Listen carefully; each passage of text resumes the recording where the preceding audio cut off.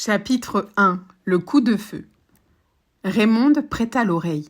De nouveau et par 2 fois, le bruit se fit entendre, assez net pour qu'on pût le détacher de tous les bruits confus qui formaient le grand silence nocturne, mais si faible qu'elle n'aurait su dire s'il était proche ou lointain, s'il se produisait entre les murs du vaste château ou dehors, parmi les retraites ténébreuses du parc. Doucement, elle se leva. Sa fenêtre était entr'ouverte. Elle en écarta les battants. La clarté de la lune reposait sur un calme paysage de pelouse et de bosquets où les ruines éparses de l'ancienne abbaye se découpaient en silhouettes tragiques, colonnes tronquées, ogives incomplètes, ébauches de portiques et lambeaux d'arc-boutants. Un peu d'air flottait à la surface des choses, glissant à travers les rameaux nus et immobiles des arbres, mais agitant les petites feuilles naissantes des massifs. Et soudain, le même bruit. C'était vers sa gauche et au-dessous de l'étage qu'elle habitait, par conséquent dans les salons qui occupaient l'aile occidentale du château. Bien que vaillante et forte, la jeune fille sentit l'angoisse de la peur. Elle passa ses vêtements de nuit et prit les allumettes. « Raymonde, Raymonde !» Une voix faible comme un souffle l'appelait de la chambre voisine dont la porte n'avait pas été fermée. Elle s'y rendait à tâtons lorsque Suzanne, sa cousine, sortit de cette chambre et s'effondra dans ses bras. « Raymonde, c'est toi? Tu as entendu? »« Oui. Tu ne dors donc pas? Je suppose que c'est le chien qui m'a réveillée il y a longtemps, mais il n'aboie plus. Quelle heure peut-il être? 4 heures environ. Écoute, on marche dans le salon. Il n'y a pas de danger, ton père est là, Suzanne. Mais il y a du danger pour lui, il couche à côté du petit salon. Monsieur Daval est là aussi. À l'autre bout du château, comment veux-tu qu'il entende? » Elles hésitaient, ne sachant à quoi se résoudre. Appeler, crier au secours, elles n'osaient tellement le bruit de leur voix leur semblait redoutable. Mais Suzanne, qui s'était rapprochée de la fenêtre, étouffa un cri. « Regarde, un homme près du bassin !» Un homme, en effet, s'éloignait d'un pas rapide. Il portait sous le bras un objet d'assez grande dimension dont elles ne purent discerner la nature et qui, en ballottant contre sa jambe, contrariait sa marche. Elles le virent qui passait près de l'ancienne chapelle et qui se dirigeait vers une petite porte dont le mur était percé. Cette porte devait être ouverte, car l'homme disparut subitement et elles n'entendirent point le grincement habituel des gonds. « Il venait du salon » murmura Suzanne. Non, l'escalier le vestibule l'aurait conduit bien plus à gauche, à moins que... Une même idée les secoua. Elles se penchèrent. Au-dessous d'elles, une échelle était dressée contre la façade et s'appuyait au premier étage. Une lueur éclairait le balcon de pierre, et un autre homme qui portait aussi quelque chose enjamba ce balcon, se laissa glisser le long de l'échelle et s'enfuit par le même chemin. Suzanne, épouvantée, sans force, tomba à genoux, balbutiant. « Appelons, appelons au secours. Qui viendrait? Ton père? Et s'il y a d'autres hommes et qu'on se jette sur lui? On pourrait avertir les domestiques. Ta sonnette communique avec leur étage. Oui, peut-être c'est une idée, pourvu qu'ils arrivent à temps. » Raymonde chercha près de son lit la sonnerie électrique et la pressa du doigt. Un timbre en haut vibra, et elles eurent l'impression que d'en bas, on avait dû en percevoir le son distinct. Elles attendirent. Le silence devenait effrayant, et la brise elle-même n'agitait plus les feuilles des arbustes. « J'ai peur, répétait Suzanne. Et tout à coup, dans la nuit profonde, au-dessous d'elle, le bruit d'une lutte, un fracas de meubles bousculés, des exclamations, puis, horrible, sinistre, un gémissement rauque, le râle d'un être qu'on égorge. Raymonde bondit vers la porte. Suzanne s'accrocha désespérément à son bras. « Non, ne me laisse pas, j'ai peur !» Raymonde la repoussa et s'élança dans le corridor, bientôt suivie de Suzanne qui chancelait d'un mur à l'autre en poussant des cris. Elle parvint à l'escalier, dégringola de marche en marche, se précipita sur la grande porte du salon et s'arrêta net, clouée au seuil, tandis que Suzanne s'affaissait à ses côtés. En face d'elle, à 3 pas, il y avait un homme qui tenait à la main une lanterne. D'un geste, il la dirigea sur les 2 jeunes filles. Les aveuglant de lumière, regarda longuement leur visage, puis sans se presser, avec les mouvements les plus calmes du monde, il prit sa casquette, ramassa un chiffon de papier et 2 brins de paille, effaça des traces sur le tapis, s'approcha du balcon, se retourna vers les 2 jeunes filles, les salua profondément et disparut. La première, Suzanne, courut au petit boudoir qui séparait le grand salon de la chambre de son père. Mais dès l'entrée, un spectacle affreux la terrifia. À la lueur oblique de la lune, on apercevait à terre 2 corps inanimés, couchés l'un près de l'autre. « Père, père, c'est toi! Qu'est-ce que tu as ?» s'écria-t-elle affolée, penchée sur l'un d'eux. Au bout d'un instant, le comte de Gesvres remua. D'une voix brisée, il dit « Ne crains rien, je ne suis pas blessé. Et Daval, est-ce qu'il vit? Le couteau, le couteau !» À ce moment, 2 domestiques arrivaient avec des bougies. Raymonde se jeta devant l'autre corps et reconnut Jean Daval, le secrétaire et l'homme de confiance du comte. Sa figure avait déjà la pâleur de la mort. Alors elle se leva, revint au salon, prit au milieu d'une panoplie accrochée au mur un fusil qu'elle savait charger et passa sur le balcon. Il n'y avait certes pas plus de 50 à 60 secondes que l'individu avait mis le pied sur la première barre de l'échelle. Il ne pouvait donc être bien loin d'ici, d'autant plus qu'il avait eu la précaution de déplacer l'échelle pour qu'on ne pût s'en servir. Elle l'aperçut bientôt, en effet, qui longeait les débris de l'ancien cloître. Elle épaula, visa tranquillement et fit feu. L'homme tomba. « Ça y est, proféra l'un des domestiques. On le tient, celui-là, j'y vais. » « Non, Victor, il se relève, descendez l'escalier et filez sur la petite porte. Il ne peut se sauver que par là. » Victor se hâta, mais avant même qu'il ne fût dans le parc, l'homme était retombé. Raymonde appela l'autre domestique. « Albert, vous le voyez là-bas, près de la grande arcade ? Oui, il rampe dans l'herbe, il est fichu. Surveillez-le d'ici. Pas moyen qu'il échappe. À droite des ruines, c'est la pelouse découverte. » « Et Victor garde la porte à gauche, » dit-elle en reprenant son fusil. « N'y allez pas, mademoiselle. »« Si, dit-elle, l'accent résolu, les gestes saccadés. Laissez-moi. Il me reste une cartouche. S'il bouge... » Elle sortit. Un instant après, Albert la vit qui se dirigeait vers les ruines. Il cria de la fenêtre. « Il s'est traîné derrière l'arcade. Je ne le vois plus. Attention, mademoiselle !» Raymonde fit le tour de l'ancien cloître pour couper toute retraite à l'homme, et bientôt Albert la perdit de vue.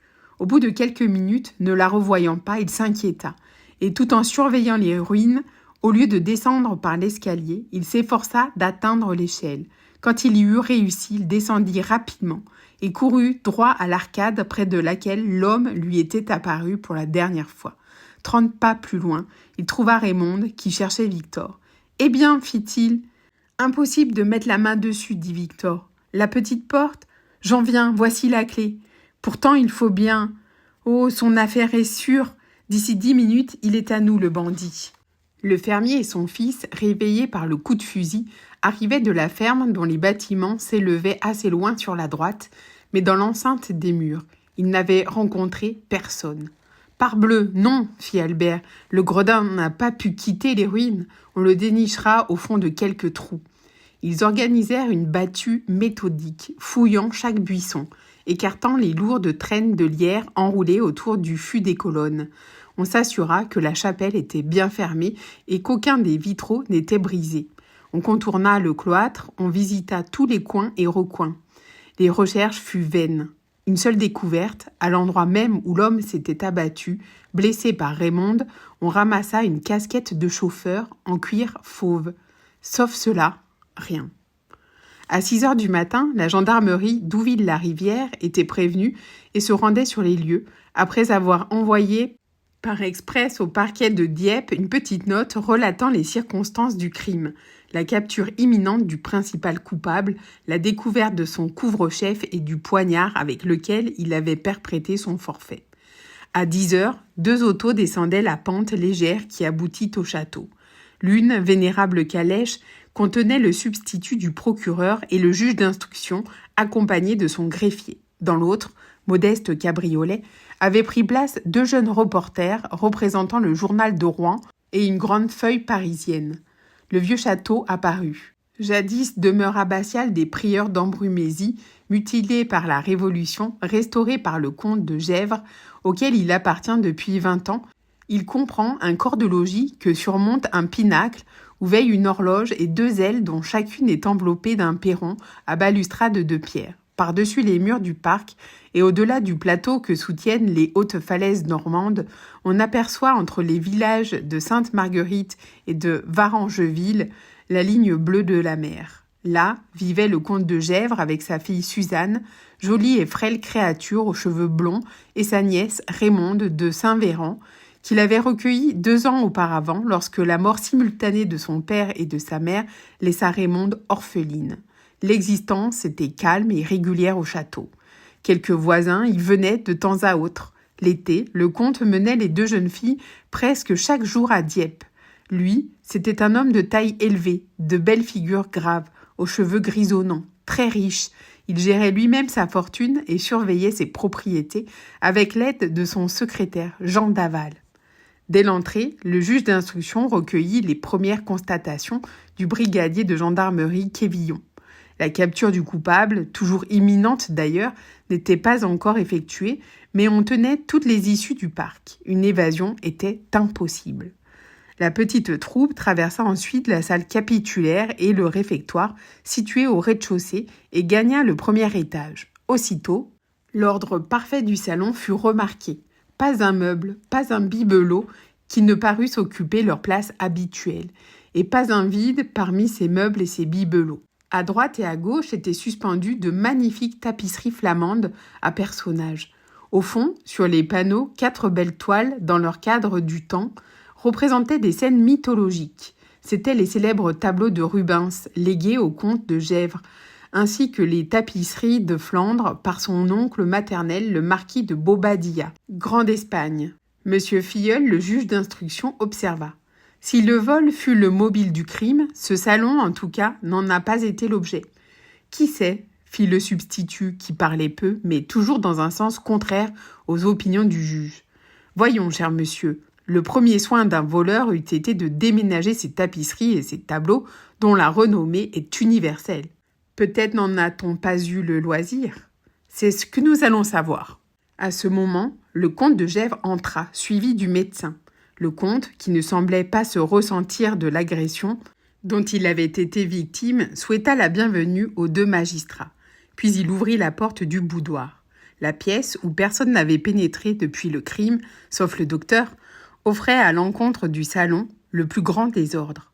2 chaises étaient renversées, une des tables démolie et plusieurs autres objets, une pendule de voyage, un classeur, gisaient à terre. Il y avait du sang à certaines des feuilles blanches éparpillées. Le médecin écarta le drap qui cachait le cadavre. Jean Daval, habillé de ses vêtements ordinaires de velours et chaussé de bottines ferrées, était étendu sur le dos, un de ses bras replié sous lui. On avait ouvert sa chemise et l'on apercevait une large blessure qui trouait sa poitrine. La mort a dû être instantanée, déclara le docteur. Un coup de couteau a suffi. C'est sans doute, dit le juge, le couteau que j'ai vu sur la cheminée du salon, près d'une casquette de cuir ? Oui, certifia le comte de Gesvres, le couteau fut ramassé ici même. Il provient de la panoplie du salon d'où ma nièce, mademoiselle de Saint-Véran, arracha le fusil. Quant à la casquette de chauffeur, c'est évidemment celle du meurtrier. Monsieur Filleul étudia encore certains détails de la pièce, adressa quelques questions au docteur, puis pria monsieur de Gesvres de lui faire le récit de ce qu'il avait vu et de ce qu'il savait. Voici en quels termes le comte s'exprima. C'est Jean Daval qui m'a réveillé. Je dormais mal d'ailleurs, avec des éclairs de lucidité où j'avais l'impression d'entendre des pas, quand tout à coup, en ouvrant les yeux, je l'aperçus au pied de mon lit, sa bougie à la main, et tout habillé comme il l'est actuellement, car il travaillait souvent très tard dans la nuit. Il semblait fort agité, et il me dit à voix basse « Il y a des gens dans le salon ». En effet, je perçus du bruit. Je me levai, j'entrebâillai doucement la porte de ce boudoir. Au même instant, cette autre porte qui donne sur le grand salon était poussée et un homme apparaissait qui bondit sur moi et m'étourdit d'un coup de poing à la tempe. Je vous raconte cela sans aucun détail, monsieur le juge d'instruction, pour cette raison que je ne me souviens que des faits principaux et que ces faits se sont passés avec une extraordinaire rapidité. Et après, je ne sais plus. Quand je suis revenu à moi, Daval était étendu, mortellement frappé. À première vue, vous ne soupçonnez personne. Personne. Vous n'avez aucun ennemi ? Je n'en connais pas. Monsieur Daval n'en avait pas non plus. Daval, un ennemi ? C'était la meilleure créature qui fût. Depuis 20 ans que Jean Daval était mon secrétaire, et je puis le dire mon confident, je n'ai jamais vu autour de lui que des sympathies et des amitiés. Pourtant, il y a eu escalade, il y a eu meurtre, il faut bien un motif à tout cela. Le motif, mais c'est le vol, purement et simplement. On vous a donc volé quelque chose? Rien. Alors, si l'on n'a rien volé et s'il ne manque rien, on a du moins emporté quelque chose. Quoi? Je l'ignore, mais ma fille et ma nièce vous diront en toute certitude qu'elles ont vu successivement 2 hommes traverser le parc et que ces 2 hommes portaient d'assez volumineux fardeaux. Ces demoiselles ont rêvé. Je serais tentée de le croire, car depuis ce matin, je m'épuise en recherches et en suppositions, mais il est aisé de les interroger. On fit venir les 2 cousines dans le grand salon. Suzanne, toute pâle et tremblante encore, pouvait à peine parler. Raymonde, plus énergique et plus virile, plus belle aussi, avec l'éclat doré de ses yeux bruns, raconta les événements de la nuit et la part qu'elle y avait prise. De sorte, mademoiselle, que votre déposition est catégorique. Absolument, les 2 hommes qui traversaient le parc emportaient des objets. Et le 3e, il est parti d'ici, les mains vides. Sauriez-vous nous donner son signalement? Il n'a cessé de nous éblouir avec sa lanterne, tout au plus, dirais-je, qu'il est grand et lourd d'aspect. Est-ce ainsi qu'il vous est apparu, mademoiselle? Demanda le juge à Suzanne de Gesvres. Oui, ou plutôt non, fit Suzanne en réfléchissant. Moi, je l'ai vu de taille moyenne et mince.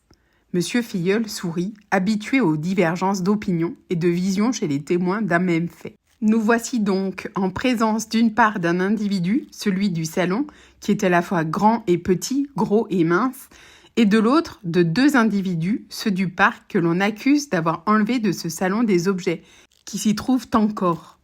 Monsieur Filleul était un juge de l'école ironiste, comme il le disait lui-même. C'était aussi un juge qui ne détestait point la galerie, ni les occasions de montrer au public son savoir-faire, ainsi que l'attestait le nombre croissant des personnes qui se pressaient dans le salon. Aux journalistes s'étaient joints le fermier et son fils, le jardinier et sa femme, puis le personnel du château, puis les 2 chauffeurs qui avaient amené les voitures de Dieppe. Il reprit. Il s'agirait aussi de se mettre d'accord sur la façon dont a disparu ce 3e personnage. Vous avez tiré avec ce fusil, mademoiselle, et de cette fenêtre? Oui, l'homme atteignait la pierre tombale presque enfouie sous les ronces à gauche du cloître. Mais il s'est relevé. À moitié seulement. Victor est aussi descendu pour garder la petite porte et je l'ai suivi, laissant ici en observation notre domestique Albert. Albert, à son tour, fit sa déposition et le juge conclut. Par conséquent, d'après vous, le blessé n'a pu s'enfuir par la gauche puisque votre camarade surveillait la porte, ni par la droite puisque vous l'auriez vu traverser la pelouse. Donc, logiquement, il est, à l'heure actuelle, dans l'espace relativement restreint que nous avons sous les yeux. C'est ma conviction. Est-ce la vôtre, mademoiselle? Oui. Et la mienne aussi, fit Victor. Le substitut du procureur s'écria d'un ton narquois. Le champ des investigations est étroit. Il n'y a qu'à continuer les recherches commencées depuis 4 heures. Peut-être serons-nous plus heureux. Monsieur Filleul prit sur la cheminée la casquette en cuir, l'examina et appelant le brigadier de gendarmerie, lui dit à part. « Brigadier, envoyez immédiatement un de vos hommes à Dieppe, chez le chapelier Maigret, et que monsieur Maigret nous dise, si possible, à qui fut vendue cette casquette. » Le champ des investigations, selon le mot du substitut, se limitait à l'espace compris entre le château, la pelouse de droite et l'angle formé par le mur de gauche et par le mur opposé au château, c'est-à-dire un quadrilatère d'environ 100 mètres de côté où surgissaient, çà et là, les ruines d'Ambrumésie, le monastère si célèbre au Moyen-Âge. Tout de suite, dans l'herbe foulée, on nota le passage du fugitif. À 2 endroits, des traces de sang noirci, presque desséchées, furent observées. Après le tournant de l'arcade, qui marquait l'extrémité du cloître, il n'y avait plus rien. La nature du sol, tapissée d'aiguilles de pin, ne se prêtant plus à l'empreinte d'un corps. Mais alors, comment le blessé aurait-il pu échapper au regard de la jeune fille, de Victor et d'Albert? Quelques fourrés que les domestiques et les gendarmes avaient battus, quelques pierres tombales sous lesquelles on avait exploré, et c'était tout. Le juge d'instruction se fit ouvrir par le jardinier qui en avait la clé, la Chapelle-Dieu, véritable bijou de sculpture que le temps et les révolutions avaient respecté et qui fut toujours considéré avec les fines ciselures de son porche et le menu peuple de ses statuettes comme une des merveilles du style gothique normand. La chapelle, très simple à l'intérieur, sans autre ornement que son autel de marbre, n'offrait aucun refuge. D'ailleurs, il eût fallu s'y introduire. Par quels moyens ? L'inspection aboutissait à la petite porte qui servait d'entrée aux visiteurs des ruines. Elle donnait sur un chemin creux, resserré entre l'enceinte et un bois taillis, où se voyaient des carrières abandonnées. Monsieur Filleul se pencha. La poussière du chemin présentait des marques de pneumatiques, à bandage antidérapant. De fait, Raymond et Victor avaient cru entendre, après le coup de fusil, le halètement d'une auto. Le juge d'instruction insinua. Le blessé aura rejoint ses complices. Impossible, s'écria Victor. J'étais là, alors que mademoiselle et Albert l'apercevaient encore. Enfin, quoi, il faut pourtant bien qu'il soit quelque part. Dehors ou dedans, nous n'avons pas le choix. Il est ici, dirent les domestiques avec obstination. Le juge haussa les épaules et s'en retourna vers le château assez morose. Décidément, l'affaire s'annonçait mal. Un vol où rien n'était volé, un prisonnier invisible, il n'y avait pas de quoi se réjouir. Il était tard. Monsieur de Gesvres pria les magistrats à déjeuner, ainsi que les 2 journalistes. On mangea silencieusement, puis Monsieur Filleul retourna dans le salon où il interrogea les domestiques. Mais le trot d'un cheval résonna du côté de la cour et un instant après, le gendarme que l'on avait envoyé à Dieppe entra. « Eh bien, vous avez vu le chapelier ?» s'écria le juge, impatient d'obtenir un renseignement. « La casquette a été vendue à un chauffeur. »« Un chauffeur ?» Oui, un chauffeur qui s'est arrêté avec sa voiture devant le magasin et qui a demandé si on pouvait lui fournir, pour l'un de ses clients, une casquette de chauffeur en cuir jaune. Il restait celle-là. Il a payé sans même s'occuper de la pointure et il est parti. Il était pressé. Quelle sorte de voiture ? Un coupé à 4 places. Et quel jour était-ce ? Quel jour ? Mais ce matin. Ce matin ? Qu'est-ce que vous me chantez là ? La casquette a été achetée ce matin.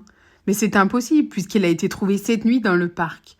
Pour cela, il fallait qu'elle y fût et par conséquent qu'elle eût été achetée auparavant. Ce matin, le chapelier me l'a dit.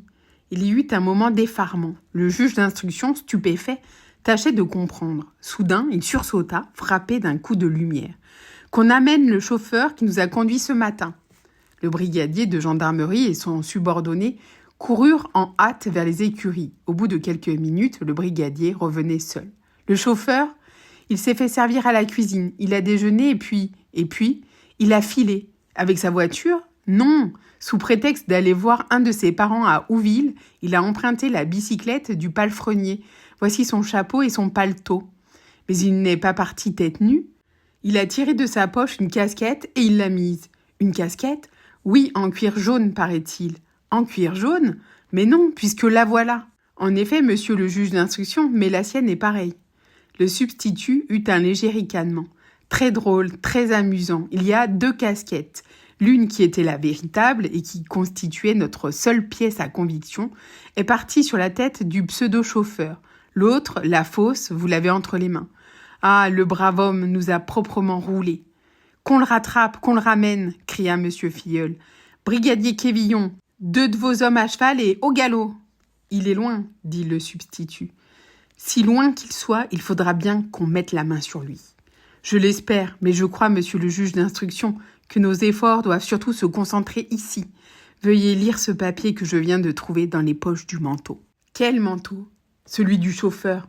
Et le substitut du procureur tendit à monsieur Filleul un papier plié en 4 où se lisaient ces quelques mots tracés au crayon d'une écriture un peu vulgaire.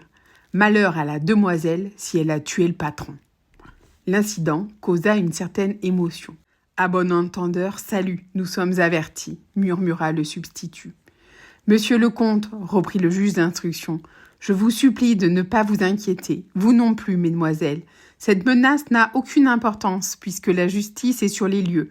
Toutes les précautions sont prises.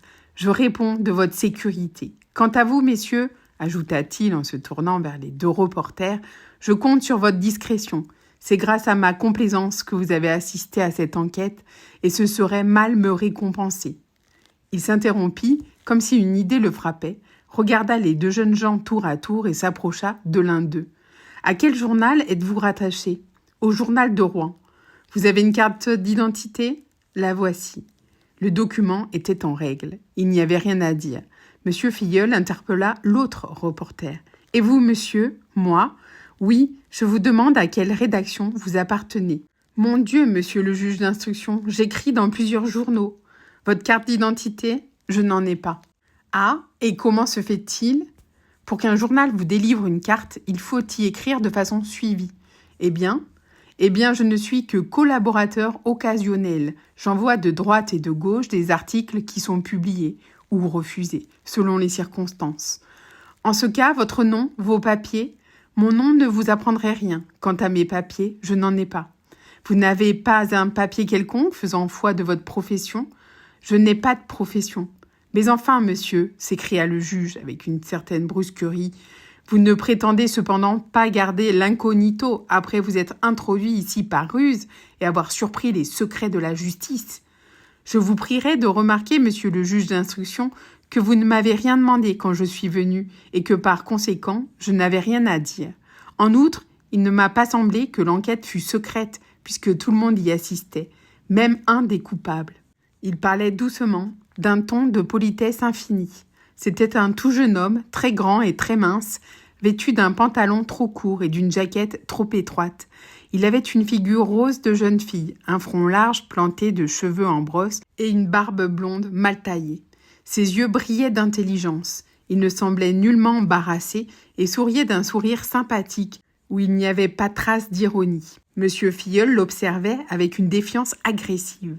Les deux gendarmes s'avancèrent. Le jeune homme s'écria gaiement. « Monsieur le juge d'instruction, il est clair que vous me soupçonnez d'être un des complices. Mais s'il en était ainsi, ne me serais-je point esquivé au bon moment, selon l'exemple de mon camarade? Vous pouviez espérer... Tout espoir eût été absurde. Réfléchissez, monsieur le juge d'instruction, et vous conviendrez qu'en bonne logique... » Monsieur Filleul le regarda droit dans les yeux et sèchement. « Assez de plaisanterie. Votre nom? »« Isidore Beautrelet. »« Votre profession? » Élève de rhétorique au lycée Janson de Sailly. Monsieur Filleul le regarda dans les yeux et sèchement. « Que me chantez-vous là? Élève de rhétorique?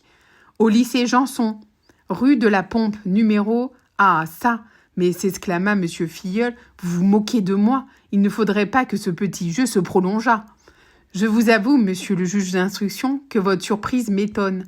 Qu'est-ce qui s'oppose à ce que je sois élève au lycée Janson?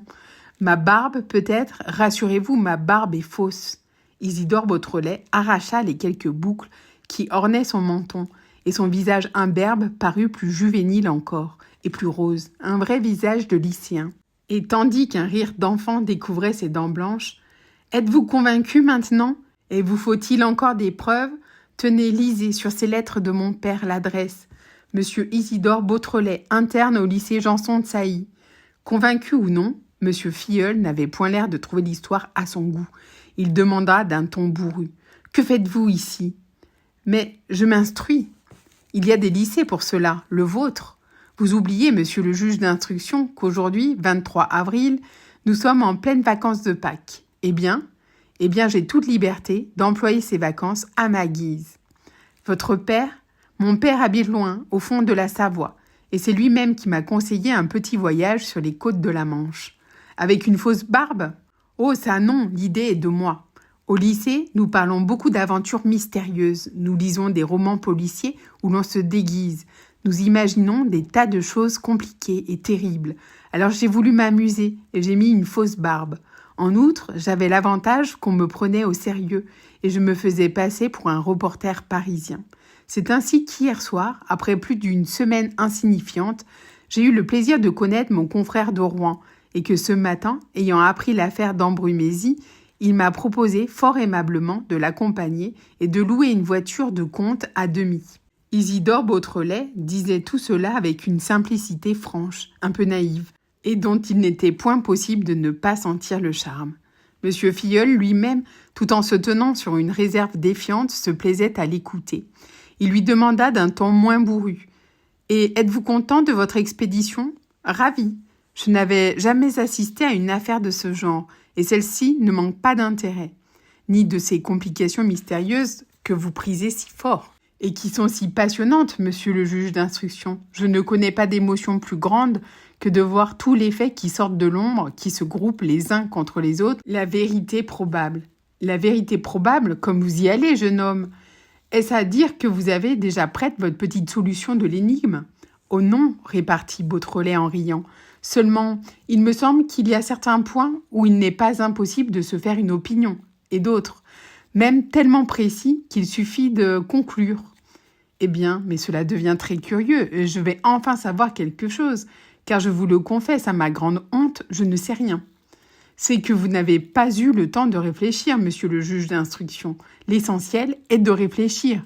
Il est si rare que les faits ne portent pas en eux-mêmes leur explication, n'est-ce pas votre avis ?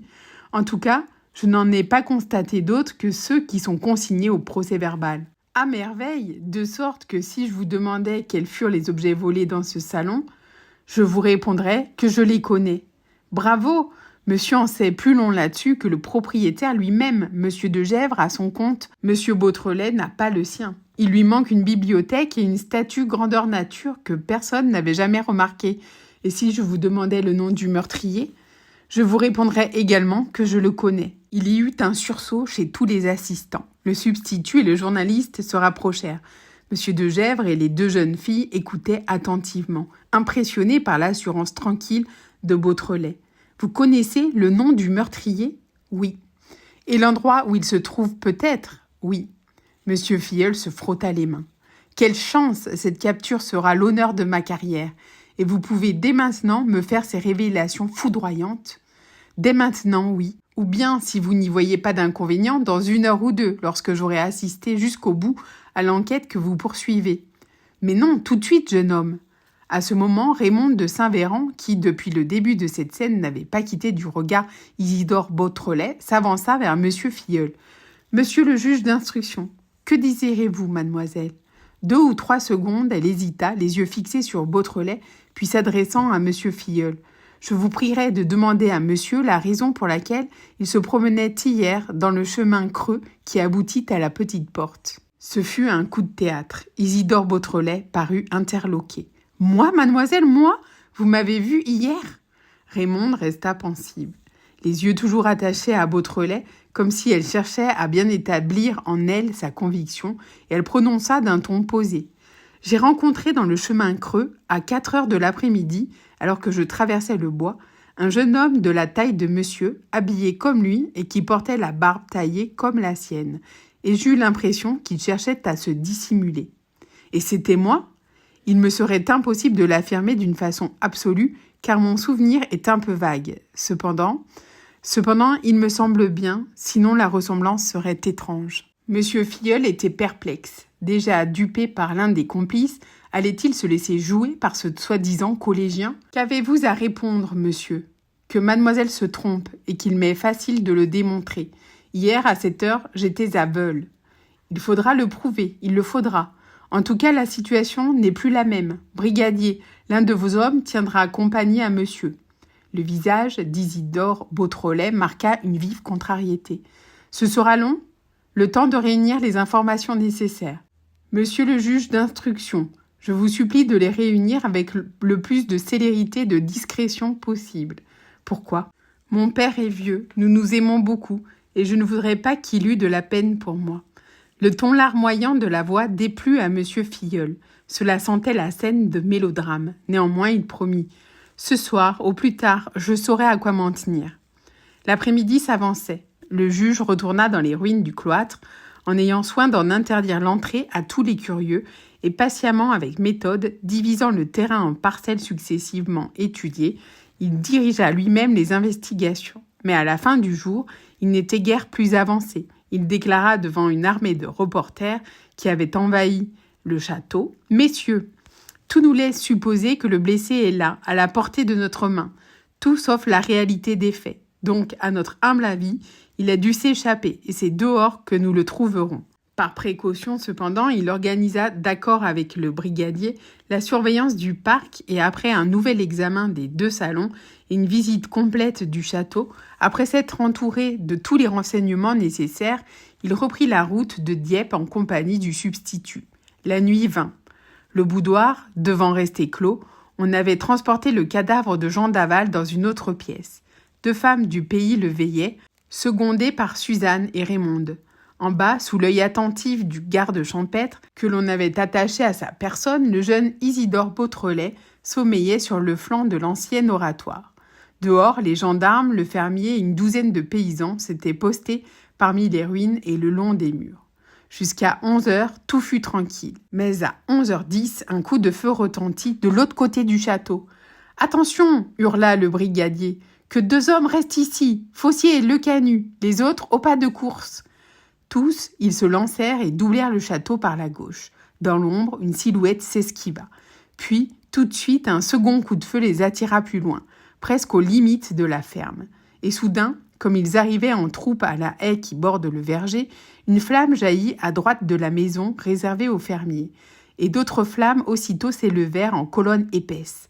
C'était une grange qui brûlait, bourrée de paille jusqu'à son faîte. « Les coquins !» cria le brigadier Quévillon. « C'est eux qui ont mis le feu. Sautons dessus, mes enfants. Ils ne peuvent pas être loin. » Mais la brise courbant les flammes vers le corps de logis, avant tout, il fallut parer au danger. Ils s'y employèrent tous avec d'autant plus d'ardeur que M. de Gesvres, accouru sur le lieu du sinistre, les encouragea par la promesse d'une récompense. Quand on se fut rendu maître de l'incendie, il était 2h du matin, toute poursuite eût été vaine. « Nous verrons cela au grand jour, » dit le brigadier. « Pour sûr, ils ont laissé des traces, on les retrouvera. » « Et je ne serais pas fâché, » ajouta M. de Gesvres, « de savoir la raison de cette attaque. Mettre le feu à des bottes de paille me paraît bien inutile. Venez avec moi, monsieur le comte. La raison, je vais peut-être vous la dire. » Ensemble, ils arrivaient aux ruines du cloître. Le brigadier appela « Lecanu, Fossier !» D'autres gendarmes cherchaient déjà leurs camarades laissés en faction. On finit par les découvrir à l'entrée de la petite porte. Ils étaient étendus à terre, ficelés, bâillonnés, un bandeau sur les yeux. « Monsieur le comte !» murmura le brigadier tandis qu'on les délivrait. « Nous avons été joués comme des enfants. »« En quoi ? Les coups de feu, l'attaque, l'incendie, tout cela des blagues pour nous attirer là-bas, une diversion. Pendant ce temps, on ligotait nos 2 hommes et l'affaire était faite. » « Quelle affaire ? L'enlèvement du blessé, parbleu. Allons donc, vous croyez ? » ?»« Si, je crois, c'est la vérité certaine. Voilà bien 10 minutes que l'idée m'en est venue. Mais je ne suis qu'un imbécile de ne pas y avoir pensé plus tôt. On les aurait tous pincés. » Quévillon frappa du pied dans un subit accès de rage. « Mais où, sacré Dieu ? Par où sont-ils passés ? Par où l'ont-ils enlevé ?